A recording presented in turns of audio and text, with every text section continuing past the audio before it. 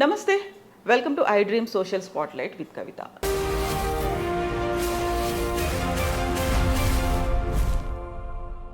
మనతో పాటుగా ఉన్నారు foundation for democratic reforms founder doctor Jayaprakash Narayana గారు.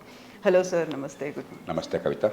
సార్, ఇప్పుడు మీరు ఒక మాట అన్నారు, దేశభక్తి, ఎంపవర్మెంట్, లేకుంటే మన దగ్గర జనాభా ఎంత ఉందో డైవర్సిటీ కూడా అంతే ఉంది, అతిపెద్ద ప్రజాస్వామిక దేశం, ఇవన్నీ మాట్లాడుకుంటున్నప్పుడు ఒలింపిక్స్ జరుగుతున్నాయి 2036 కల్లా మన దగ్గర కూడా కండక్ట్ చేయాలి అనే వాదన, ఒక అభిప్రాయాన్ని నీతా అంబానీ తీసుకొచ్చారు సార్. దాంట్లో భిన్న వాదనలు అయితే వినిపిస్తున్నాయి. మీరెలా చూస్తారు సార్? కోరిక ఉండటం తప్పేం లేదు. మీరు టోక్యో ఉందనుకోండి, నాకు గుర్తున్నంత వరకు 1964 ఒలింపిక్స్ జరిగినాయి. రీసెంట్గా 2020లో కూడా అయింది. ఇది తర్వాత రెండో ప్రపంచ యుద్ధంలో సర్వనాశనానికి గురైనటువంటి జపాన్ ఒక 20 ఏళ్ల తర్వాత మళ్ళీ మేము సభ్య సమాజంలో చేరాము, అభివృద్ధి చెందామని ఒక సంకేతంగా వచ్చారు వాళ్ళు. మాస్కో ఒలింపిక్స్ గతంలో జరిగిన మాట. అలాగే బీజింగ్ ఒలింపిక్స్, ఇవన్నీ ఏంటంటే కమింగ్ అవుట్ పీరియడ్ అంటారు. వాళ్ళకి ఆడపిల్లలకి పాశ్చాత్య సాంప్రదాయంలో ఒక వయసు వచ్చిన తర్వాత అమ్మాయి యుక్త వయసు వచ్చిందని ప్రకటించడంలాగా ఒక పీరియడ్, ఒక ఇది ఉంటుంది అనమాట, కమింగ్ అవుట్ పీరియడ్ అని చెప్పని. వాళ్ళకి బాల్ డాన్స్ ఏదో ఉంటుంది వాళ్ళకి. ఇది అలాంటిది. అంటే నేను ఇప్పుడు వచ్చాను అని చెప్పాను. కాబట్టి మనం కూడా ఎదుగుతున్నప్పుడు ఒక స్థాయి వచ్చిన తర్వాత మేము ఈ స్థాయికి వచ్చామని చూపించుకోవడం కోసం చేయడం తప్పలేదు.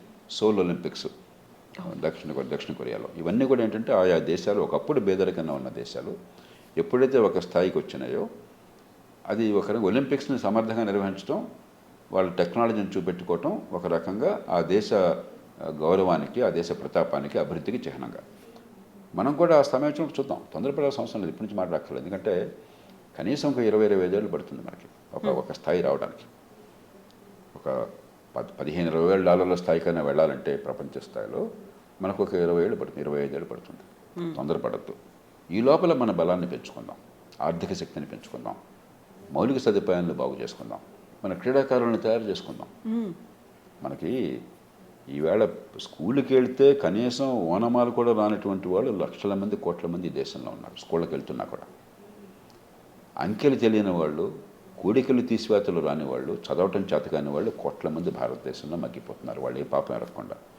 కాబట్టి ముందు పునాదులు బలం చేసుకున్నాం. ఈ దేశాలన్నీ కూడా మీరు గమనిస్తే పునాదులు ముందు బలోపేతం చేసుకున్నాయి. మంచి విద్య, మంచి మౌలిక సదుపాయాలు, క్రీడా సౌకర్యాలు, క్రీడల ప్రోత్సాహము, ఒక సమగ్రమైన అభివృద్ధి అలా చేశారు. అట్లా కాకుండా మనం క్రీడలు మిగతా సమాజానికి అత్యతంగా క్రీడల్లో లాఘవాన్ని చూపెడతాము, లేకపోతే గొప్ప క్రీడలు నిర్వహిస్తామని చెప్పంటే అది ఖర్చు ఎక్కువ అవుతుంది, ఆర్భాటం పట్టడం తప్ప ఫలితం ఉండదు. కాబట్టి సమయం వచ్చినప్పుడు జరుగుతాయి.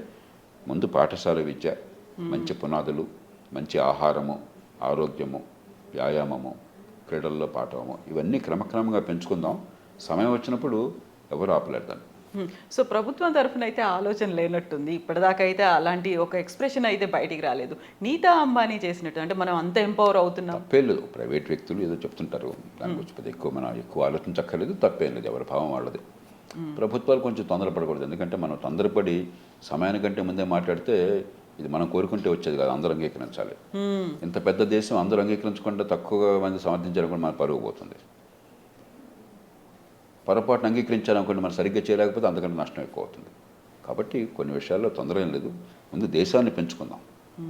దేశ ఆర్థిక ప్రగతి మూలం, దేశ పారిశ్రామిక ప్రగతి, దేశ మౌలిక సదుపాయాలు, దేశంలో అన్ని మంచి ప్రమాణాల విద్య, ఆహారం, వ్యాయామం, ఆరోగ్యం, ఇవి సరిగ్గా చేసుకుంటే ఆ సమయం వచ్చినప్పుడు క్షణమే చేయొచ్చు. ప్రతి 4 ఏళ్లకోసారి జరిగే ఒలింపిక్స్లో ఎందుకని మనం ఎవరు మెడల్స్ తీసుకొస్తారు, ఎన్ని వచ్చాయి, ఏంటి, ఇలా మెడల్స్ టాలీలో మనం ఎక్కడున్నాము ఎదురు చూస్తుంటాం, ఎందుకలా?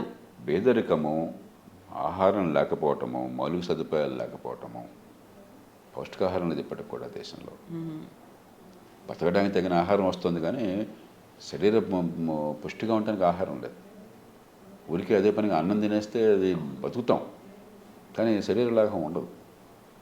మీకు ప్రోటీన్స్ కావాలా, మీకు మినరల్స్ కావాలా, వైటమిన్స్ కావాలా, అన్ని సమపాళ్ళలో కావాలా, సరైన రీతిలో మంచి వ్యాయామం కావాలా, దానికి కావాల్సిన ఏర్పాట్లు కావాలా, మెదడు పనిచేయాలంటే మంచి చదువు కావాలా, మౌలిక ప్రాణాలు, ఇవన్నీ మనం విస్మరించాం. మన కళ్ళెదురుగా సమస్యలు కనిపిస్తున్నాయి. అవి పరిష్కారం అయితే ఆటోమేటిక్గా జరుగుతుంది. ఇప్పుడు మనం బలవంతంగా కొంతమందికి శిక్షణ ఇచ్చేసామనుకోండి, ఇప్పుడు తూర్పు యూరప్లో అలాగే ఉత్తర కొరియా లాంటి దేశాల్లో పూర్వం చేసేవాళ్ళు, కమ్యూనిస్ట్ దేశాల్లో. ఆ దేశం అభివృద్ధి చెందకపోయినా కూడా చిన్నప్పుడే పిల్లల్ని తీసుకుపోయి వాళ్ళని విపరీతమైన శిక్షణ ఇచ్చి ప్రత్యేకంగా తర్ఫీ చేసేవాళ్ళు. కొన్ని మెడల్స్ వచ్చాయి. తూర్పు జర్మనీ ఆ రోజుల్లో బ్రహ్మాండంగా మెడల్స్ వచ్చాయి.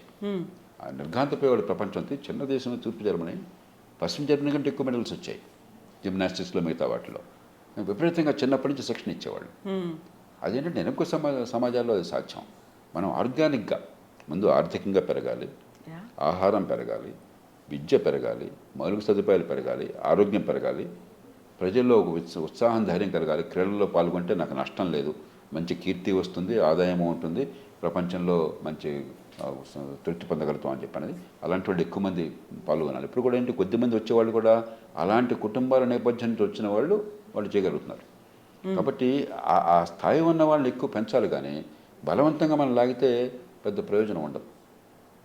అంచేత ముందు పౌష్టికాహారము, మంచి ఆరోగ్యము, మంచి ప్రమాణాల విద్య, మౌలిక సదుపాయాలు, ఈ 4 చేయండి, మిగతా ఆటోమేటిక్గా వస్తాయి డెరివేటివ్గా.